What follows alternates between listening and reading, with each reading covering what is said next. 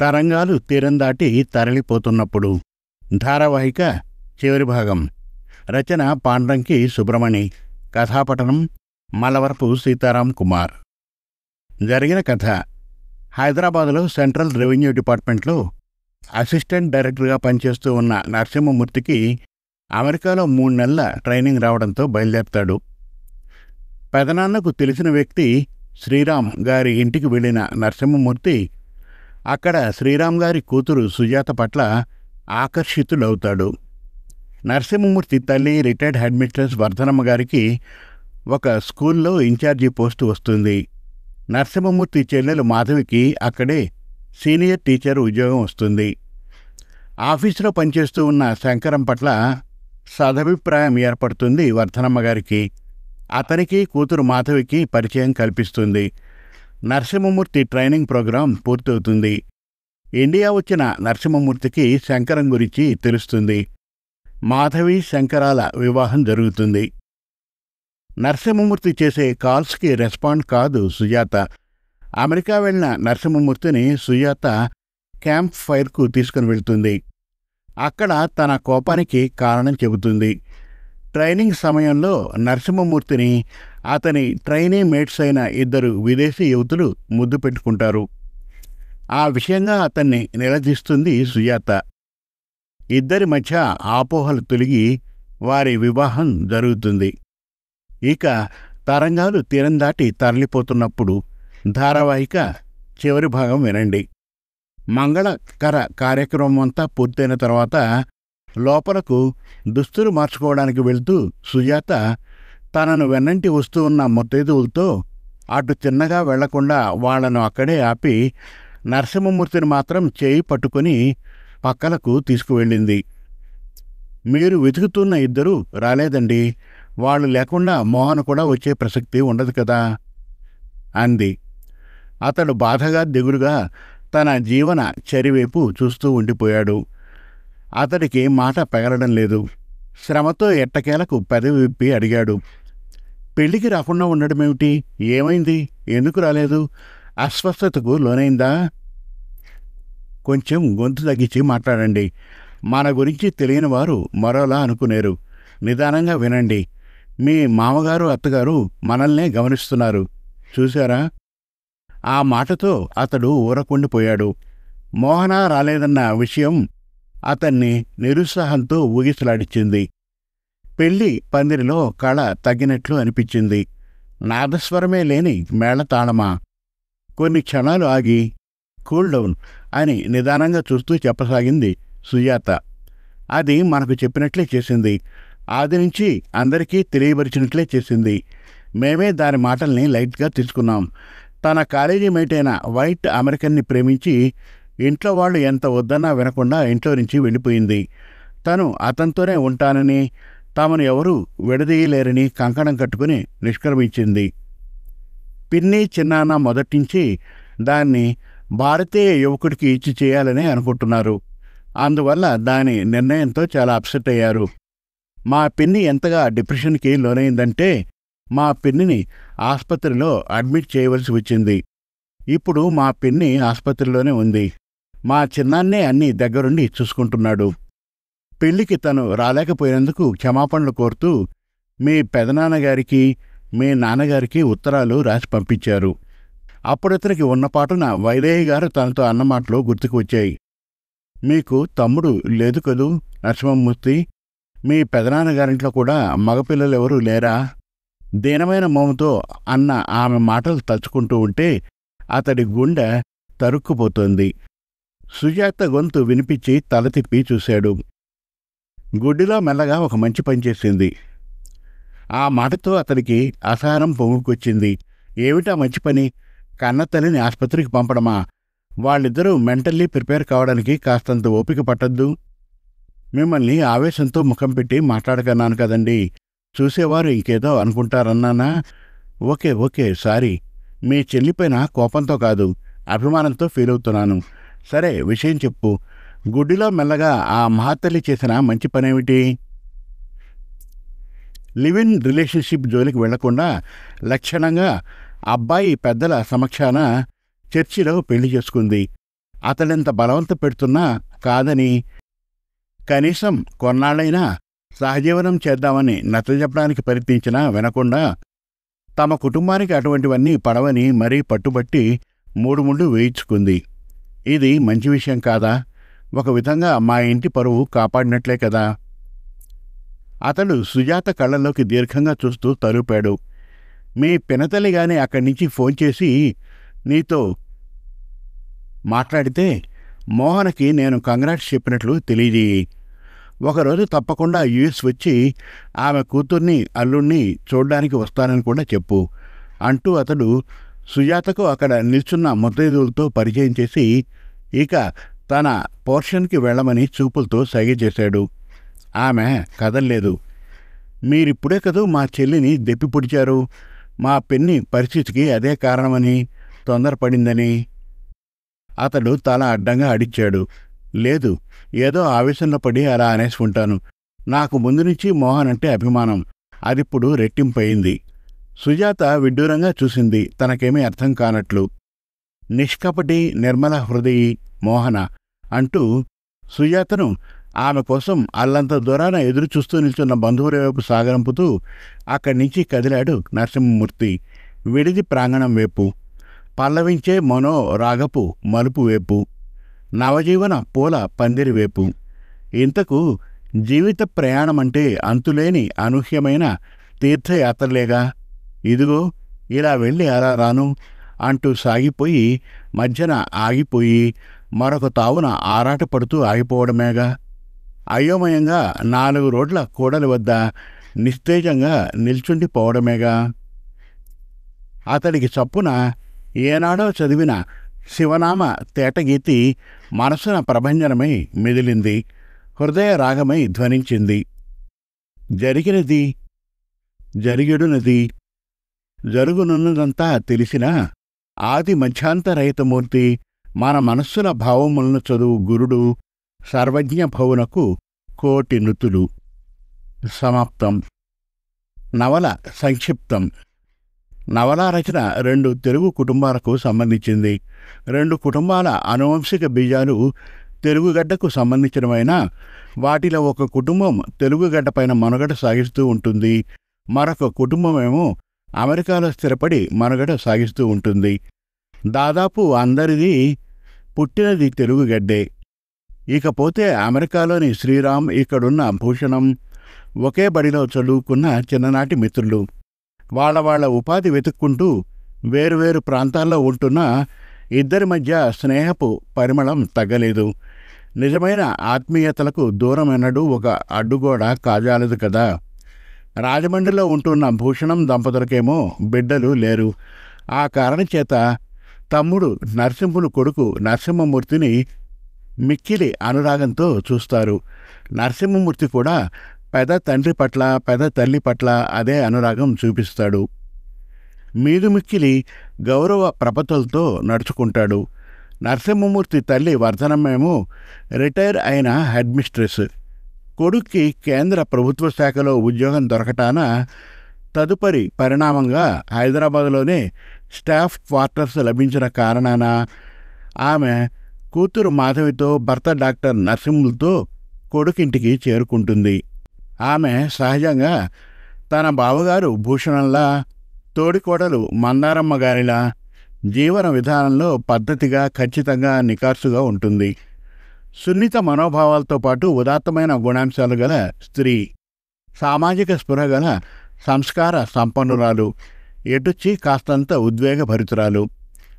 Central service commission పోటీ పరీక్షల్లో మంచి ర్యాంకుతో నెగ్గుకు వచ్చిన నరసింహమూర్తికి హైదరాబాద్లో రెవెన్యూ ఆఫీసర్గా పోస్టింగ్తో పాటు అమెరికా ట్రైనింగ్కి వెళ్లే అవకాశం ఎదురవుతుంది. నార్త్ కరోలినా సెంట్రల్ యూనివర్సిటీ ప్రాంగణంలో సుమారు 3 నెలల అకాడమిక్ ట్రైనింగ్ కోర్సు. అక్కడికి బయలుదేరే ముందు రాజమండ్రి నుండి పెదనాన్న ఫోన్ చేసి చెప్తాడు, తన తమ్ముడి కొడుక్కి నార్త్ కరోలినాలో సర్ప్రైజ్ ఎదురు చూస్తూ ఉంటుందని. అంచేత వెళ్లే ముందు 4-5 స్వీట్ ప్యాకెట్లు, 2-3 కారపు మిక్చర్లు తీసుకెళ్లమంటాడు. అదేవిధంగా అతనికి ప్లెజెంట్ సర్ప్రైజ్ ఎదురవుతుంది. సిటీ ఆఫ్ క్యారీలో ప్రముఖ వ్యాపారస్తులుగా వెలుగొందుతున్న భూషణం చిన్ననాటి మిత్రుడు శ్రీరామ్, అతడి తమ్ముడు శ్రీలక్ష్మణ్ ఇద్దరూ నరసింహమూర్తి ట్రైనింగ్ హాస్టల్కి వచ్చి తమ ఇంటికి తీసుకెళ్తారు. అక్కడేమో శ్రీరామ్ కూతురు సుజాత, శ్రీలక్ష్మణ్ కూతురు మోహన కనిపిస్తారు. వాళ్ల ఇంట్లోని స్త్రీలను చూసిన తర్వాత నరసింహమూర్తి పులకాంకితమవుతాడు. ఎందుకంటే అక్కడ ఇంటి వాతావరణంలో తెలుగుతనం నలువైపులా ఉట్టిపడుతూ ఉంటుంది. అటువంటి నిండు తెలుగుతన వాతావరణానికి మూల కారణం అన్నదమ్ములిద్దరి దివంగత తల్లి రమణమ్మ కారకురాల్ని తెలుసుకుంటాడు నరసింహమూర్తి. అక్కడ సున్నిత మనస్కురాలు, కట్టుబొట్టులో, మాట తీరులో సంస్కారవంతురాలు అయిన సుజాత వైపు అతని మనస్సు పోతుంది. గురజాడవారన్నట్లు మరలును వయసు తోడనే కదా. ఇక్కడ ట్రైనింగ్ హాస్టల్లోనేమో నరసింహమూర్తికి విచిత్రమైన పరిస్థితి ఎదురవుతుంది. అతడి పోర్షన్కి రూమ్మేట్గా షేక్ అహ్మద్ అనే పాకిస్తానీయుడిని వేస్తారు. ఆది నుండి ఇరు ధృవాలైన ఇరు దేశాల వ్యక్తులు ఎలా సర్దుకుపోగలమన్న సందేహంలో పడి కొట్టుమిట్టాడుతూ ఉంటాడు. అటువంటి హడావిడి ఏర్పాటు చేసినందుకు ట్రైనింగ్ నిర్వాహకుల్ని మనసున తిట్టుకుంటూ, కానీ కొద్ది రోజుల్లోనే ఇద్దరు ఒకరికొకరు దగ్గరవుతారు, మిత్రులవుతారు. ఇకపోతే ఇద్దరక్క చెల్లెళ్ళిద్దరిలో మోహన బామ్మ రమణమ్మ పెంపకంలో పెరిగిన, తల్లి పెదతల్లి పర్యవేక్షణలో మెసలిన, సర్వ స్వతంత్ర భావాలతో ఉంటుంది. నిక్కచ్చిగా మనసులోని భావాలను ప్రకటిస్తుంది. తాను అమెరికాలో పుట్టి పెరిగింది కాబట్టి అక్కడి తెల్ల అమెరికన్లతో, బ్లాక్ అమెరికన్లతో కలిసి చదువుకుంది కాబట్టి తను వాళ్లతోనే మమేకమవుతానని, భారతదేశంలో ఉన్నవాళ్లతోనో లేదా అమెరికాలో ఉంటున్న మరొక భారతీయుడినో జీవన సహచరుడిగా చేసుకోవాలన్న అవసరం తనకు లేదంటుంది. ఇంకా చెప్పాలంటే ఇంట్లో వాళ్ల కళ్ళ కదలికల వల్లనే ఆమె సాధ్యమైనంత మేర భారతీయ సంస్కృతిని అవలంబించడానికి ప్రయత్నిస్తుందే గాని మనసా వాచా కర్మణ అన్నట్లు కాదు. ఎవరేమన్నా నరసింహమూర్తికి ఆమె నిక్కచ్చితనం నచ్చుతుంది, సూటితనం నచ్చుతుంది. ఈ లోపల హైదరాబాదులో నరసింహమూర్తి చెల్లెలు మాధవికి ఆమె సీనియర్ టీచర్గా పనిచేస్తూ ఉన్న అదే స్కూల్లో స్టాఫ్గా ఉంటున్న శంకరంతో స్నేహం ఏర్పడుతుంది. అతడేమో వెనుకబడిన వర్గానికి చెందిన యువకుడు. ఆ వైనం వెలుపలకు రాకముందే వర్ధనమ్మ అతన్ని అభిమానించడం ఆరంభిస్తుంది. అతడి ఉద్యోగ పర్వంలో అతడి ఎదుగుదలకు ఆఫీస్ స్టాఫ్ ఇన్ఛార్జిగా వత్తాసు ఇస్తుంది. ఆ తీరున శంకరం వర్గం గురించి తెలుసుకున్న తర్వాత కూడా అతడితో కూతురికి ఏర్పడ్డ చనువుని గ్రహించి కూడా వ్యతిరేకించదు. ఎందుకంటే శంకరం మట్టిలో పుట్టిన మాణిక్యంలా ఉత్తమ గుణ సంపన్నుడు. ఆ కారణాన భర్త డాక్టర్ నరసింహుల్ని కూడా సుతారంగా ఒప్పించగలుగుతుంది. నిజానికి తన పైన వ్యామోహం పెంచుకున్న మాధవిని వారిస్తాడు శంకరం, తనతో దగ్గరితనం పెంచుకోవద్దని. ఇప్పటి తన బ్రతుకు మరుపులో మాధవి తల్లి వర్ధనమ్మ గారి సహకారం తనకు ఎంతైనా అవసరమని, ఆమె గారి అభిమానాన్ని తను కోల్పోలేనని. కానీ వ్యక్తిత్వం గల మాధవి పట్టుదలతో అతని మాట వినకుండా అతన్ని తన వైపు తిప్పుకుంటుంది, ప్రేమ సంకెళ్లలో బంధిస్తుంది. ఇక ఈ లోపల నిశ్చితార్థం కోసం ఇండియా నుండి అందరూ అమెరికాకి బయలుదేరే సమయంలో శ్రీరామ్ వాళ్ల ఇంట్లో చిచ్చు రగులుకుంటుంది. ఎక్కడ ఏ తిరకాసు ఎదురైందో చెప్పకుండా అంతవరకు సాత్వికురాలని పేరు తెచ్చుకున్న సుజాత ఇండియా నుండి వచ్చే నరసింహమూర్తి కాల్స్ని అందుకోవడానికి తిరస్కరిస్తుంది. హఠాత్తుగా మొండితనంతో ప్రవర్తించనారంభిస్తుంది. చివరకు చెల్లి ప్రోద్బలంతో, తల్లి సుగాత్రమ్మగారు, పిన్ని వైదేహీల ప్రమేయంతో ఒక విచిత్రమైన షరతుతో తన పట్టు సడలిస్తుంది. తాంబూలాలు పుచ్చుకోకముందు నరసింహమూర్తి ముందస్తుగా అమెరికా వచ్చి తనను కలుసుకోవాలని, ఆ విధంగా అతడికి తన పట్ల ఉన్న అక్కర నిరూపించుకోవాలని షరతు పెడుతుంది. చేసేది లేక కూతురి కోరిక మేర శ్రీరామ్ గారు ఏదో ఒక నెపంతో కాబోయే అల్లుణ్ణి నార్త్ కరోలినాకు రప్పిస్తాడు. ఇకపోతే నరసింహమూర్తికి దిగిన వెంటనే షాక్ వంటి దృశ్యం ఎదురవుతుంది. అతడికి ఎదుర్కోలు పలకడానికి శ్రీరామ్ వాళ్ల ఇంటి నుండి ఎవరూ రారు. సుజాత మాత్రమే ఒంటరిగా వచ్చి అతడికి ఎదుర్కోలు పలుకుతుంది. అంతేగాక అతన్ని తిన్నగా ఇంటికి తీసుకెళ్లకుండా జార్డన్ నదీ తీరాన ఉన్న అడవుల వైపు కార్ డ్రైవ్ చేస్తూ తీసుకువెళ్తుంది.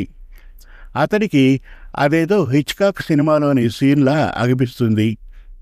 ఆమె మాట తీరు సైతం సరళత్వం కొరవడి అతడికి వింతగా తోస్తుంది.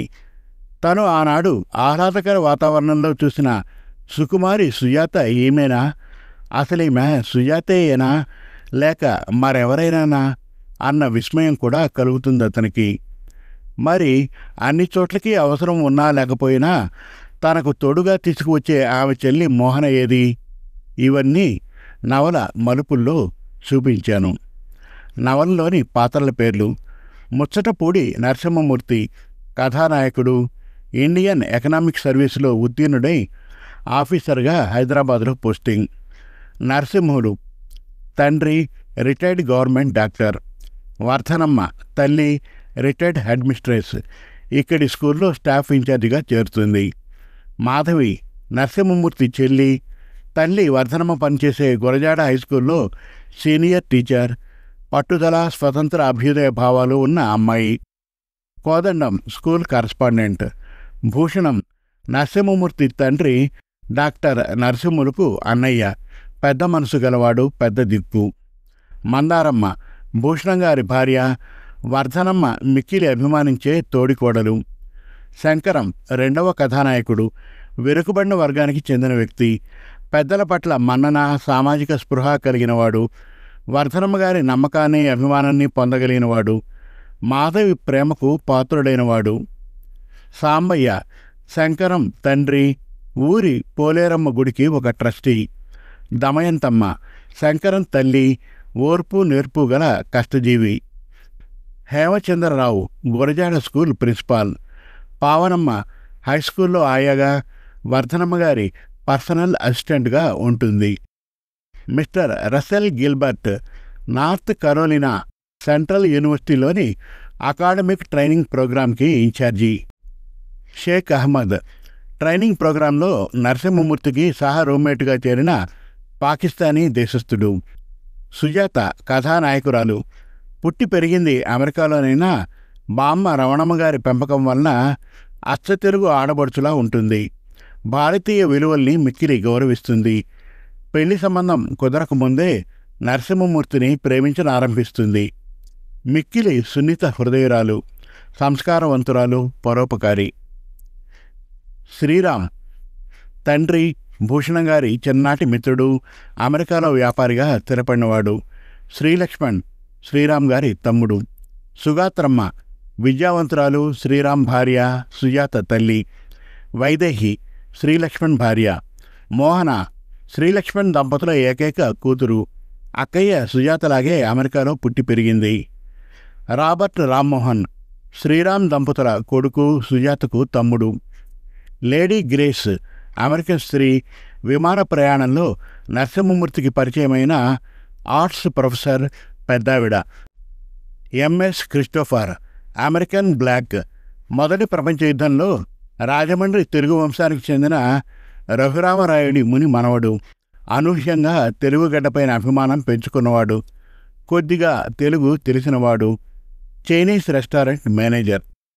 Catherine and Lyman Nancy Narasimhamurthy lady trainee బ్యాచ్మేట్లు, అతడి దగ్గరితనాన్ని ఆశించిన స్త్రీలు. సమాప్తం. ఈ ధారావాహికను ఆదరించిన పాఠకులకు మన తెలుగు కథలు .com తరఫున, రచయిత శ్రీ పాండ్రంకి సుబ్రమణి గారి తరఫున మా ధన్యవాదాలు తెలియజేసుకుంటున్నాం. మరిన్ని చక్కటి కథల కోసం, కవితల కోసం, వెబ్ సిరీస్ కోసం మన తెలుగు కథలు .com విజిట్ చేయండి. Thank you.